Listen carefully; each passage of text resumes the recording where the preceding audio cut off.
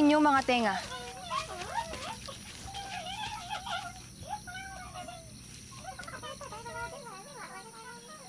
Hush na, hush na.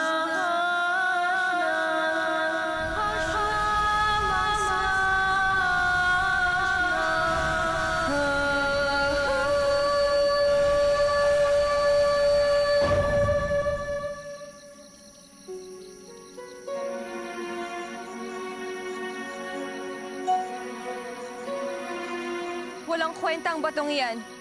Kaya nararapat lang itong wasakin. Binababatid sa'yo ng aking Haradanaya at sa kung sino mang bathalang tumutulong sa'yo na bawiin ang sumpa kay Lyra at kay Mira at ibigay sa amin ang agarang lunas para sa kanila. Dahil kung hindi, Hagorn, maghahanda ang buong Lireo, pati na rin ang mga sangre at mga pinuno nito at ang rama ng Sapiro at ang kanyang natitirang hukbo upang labanan ka sa kahit anumang digmaang nais mo. Tinatakot ba ninyo ako? Hindi ka namin tinatakot, Hagorn. Isinusumpa ko na matitikman mo ang buong lupit ng kapangyarihan ng 3 brilyanteng hawak namin magkakapatid at ang lahat ng sandatang makapangyarihan sa Lireo. Uubusin namin ang iyong hukbo, Hagorn. Pati ang iyong pinunong kawal at Mashna. At ikaw naman, Hagorn. Nagawa ka na naming maikulong at madakip dati. Kaya buong aking tiwala na magagawa ulit namin yun ngayon. Ngunit sa pagkakataong ito, hindi ka na namin pagbibigyan pa. Bagkus kamatayan na walang katulad ang kapalit nito.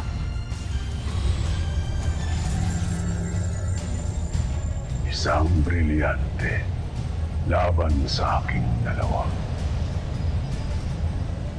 Kung nanaisin ko ay kayang-kaya kitang paslangin ngayon, Nalena.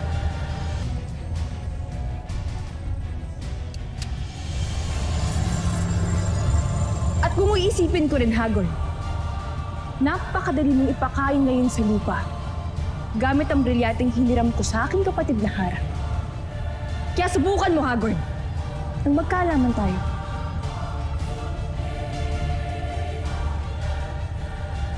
Binibigyan kita hanggang bukas ng umaga para ipadala sa Lireo ang lunas para sa mga diwani. Dahil kung hindi, ihanda ninyo ang inyong mga sarili para sa aming panghuhusga at sa digmaang walang kapantay.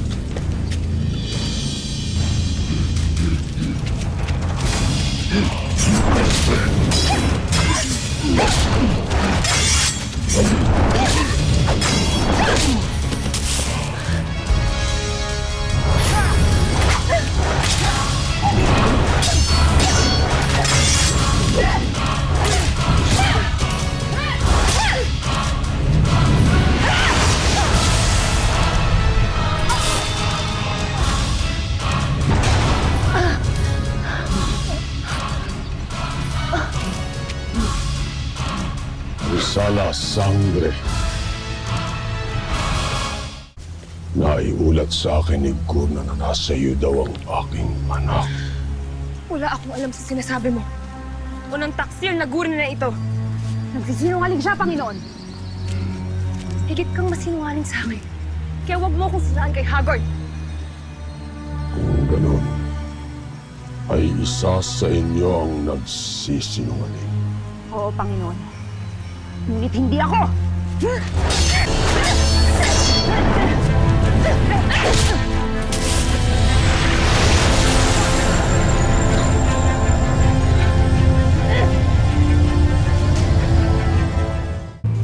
Alam kong hindi saktan linis ng mga sangre para hindi mo yun magawalin. Kaya't sabihin mo sa akin kung nasan ang aking anak. Kung hindi ay agad kong ipapaputo ng iyong ulo!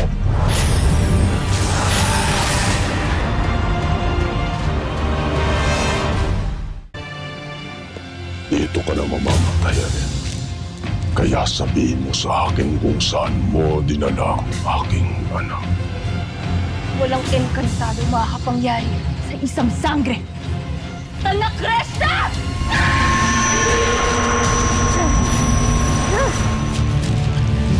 Atakas na naman siya, Panginoon! Ingatan ninyo ang inyong mga sarili, sapagkat ang ganitong katahimikan ay mas mapanganib pa. Tama ka, Sangre. Pagkat andito na ang mga bidalhe.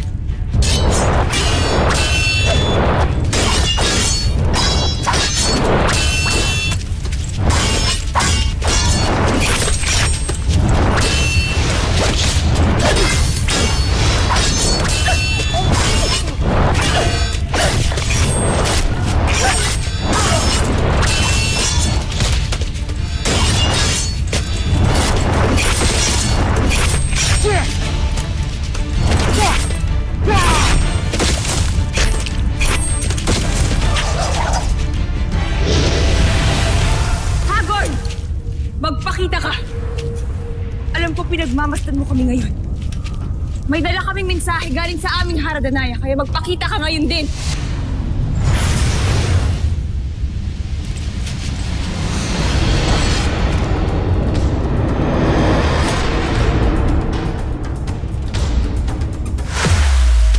Vilisari, anong kaganapang ito? Tamaan tuloy kita. Bakit ba nais mong saktan ng engkantadang yun? At bakit napakarami niyong bihag? Kilala mo ako? Tashnea. Agane. Hindi ako si Agane. Isa siyang kalaban, paslangin ng diwata.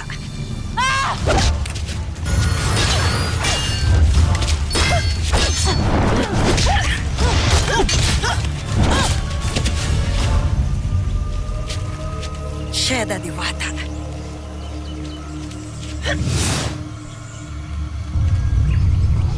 Ngayong nasa ilalim na siya ng aking kapangyarihan, hindi na siya makakagalaw. Ano pang hinihintay mo, Lilasari? Paslangin ng diwata. Sandali! Ang diwata, kailangan nating tulungan.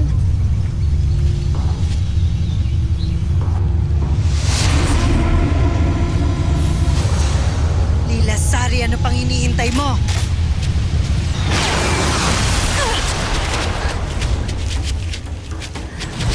Hashna, mashna, lashna. Hashna, mashna,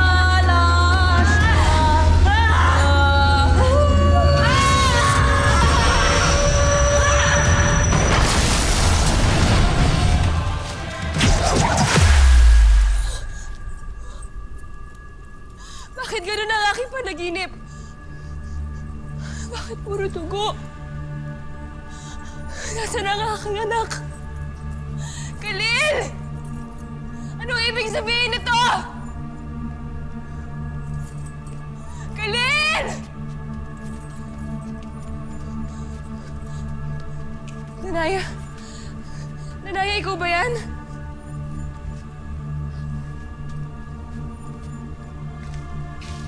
Nagkakamali ka, Diwata. Lilasari ang aking ngalan. Ikaw pala ang bagong bihag ng aking asawa. Asawa? Sinong tinutukoy mo? Asawa ko ni Hagorn. At ako ang bagong reyna ng Lireo. Asawa ka ni Hagorn? Kung gano'n na alam mo kung nasaan ang aking anak. Alam mo kung nasaan si Khalil. Nagmamakaawa ako sa iyong Lilasari. Dalhin mo dito ang aking anak. Nais ko lamang siyang makita. Makasama, mayakap. Kahit saglit lamang. Nagmamakaawa ko sa iyong Lilasari. Patawad, Diwata, ngunit ang iyong anak na si Khalil ay isinama ni Hagorn sa nagaganap ngayong digmaan. Digmaan? Oo. Laban sa iyong mga kapatid. Kina Amihan at Tanay. Avicii Dea! Mga kasumpa-sumpa kayo nilalang ni Hagorn! Bakit yung ginamit ang aking anak laban sa aking mga kapatid? Huwag mo akong idamay sa iyong galit, Diwata. Dahil wala akong kinalaman doon. Pasalamat ka. At binibigyan kita ng ulat hingil sa iyong anak. Ipagdasal mo na lamang na naway makaligtas siya doon. Pinapangako ko. Oras na makalaya ako dito, maghihirap kayo baka na nagpadala sa aking anak! Magtutusa kayo! Hindi ako magtatagal dito, magpapayat kayo! Shed at Titi Luna! Kalin! Anak ko! Para saan pa na nasa akin ang brilyanteng ito kung hindi ko naman ito magagamit ng tama. Wala akong nagawa para iligtas si Ibarro. Sa ating magkakapatid, ako ang pinakamahina sa pakikipaglaban. Maging sa paghahanap sa mga nawawalang nilalang hindi ko nagawa ng maayos. Kung tutuusin, Terena, wala akong silbi. Wala akong silbi liban sa pagmamahal kay Ibarro. Kaya mabuti nang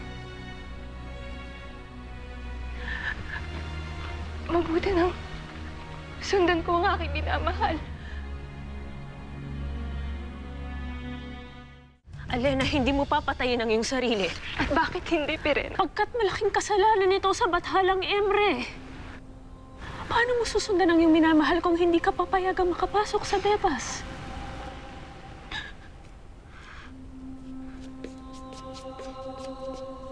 Sangre Pirena, naghihintay na ang diwa ni Nira para sa kanyang aral.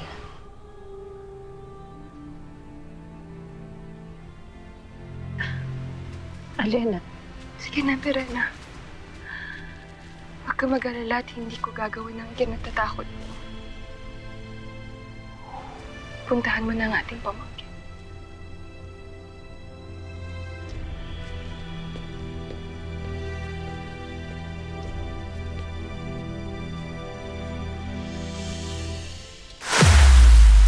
Bakit mo pinapahamak si Ashton na Hayal? Totoo nga!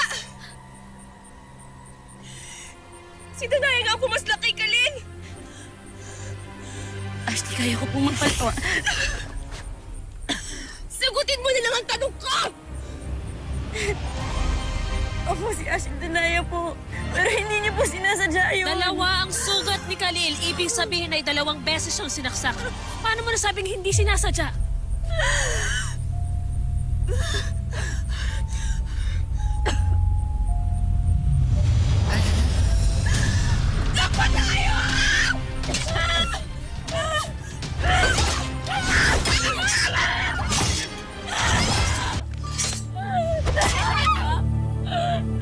Bago magalit, pakinggan mo muna ako!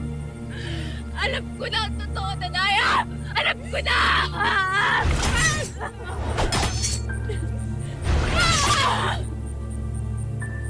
Pinaslang ko si Khalil! Ngunit siya nagdali para siya! Winasak na ni Hagor ng kanyang isipan! Kaya kinakalaban niya kami! Hindi yung dahilan para paslakin mo ang anak ko!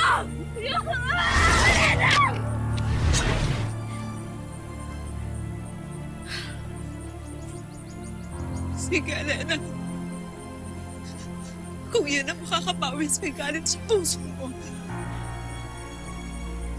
bakit hindi mo ituloy? Mas luwig mo na ako.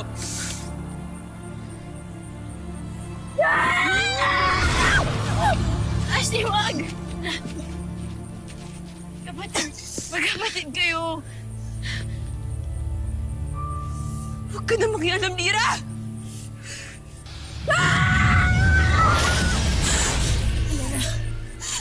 Danaya, asak ka! Huwag mo akong takasan, Danaya! Asak ka! Magpakita ka! Danaya! Huwag ka nang umasang babalik pa sila. Tayo na.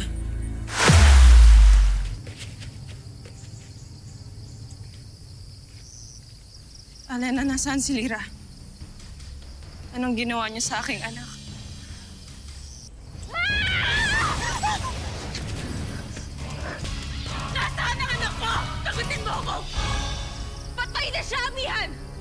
Si Lyra!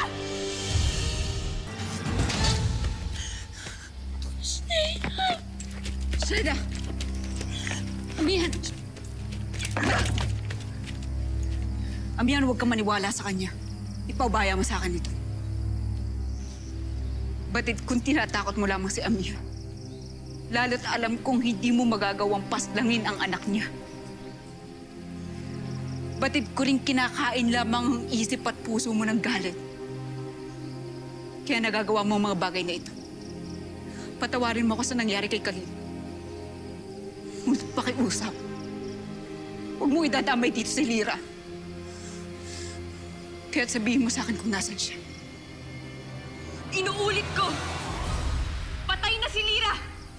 Hindi niyo na siya makikita. Isinusumpa ko! Amihan! Tatapusin ko na to, Hitano.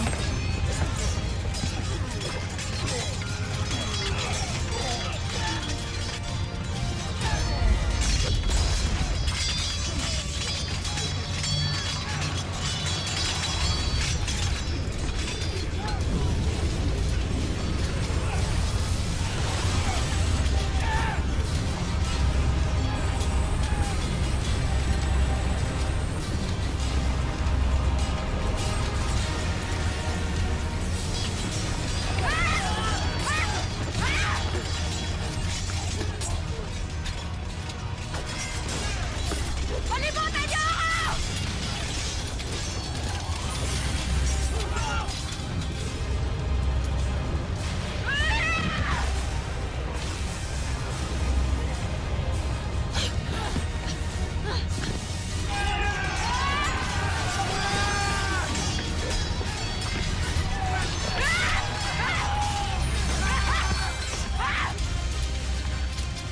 Tanaya!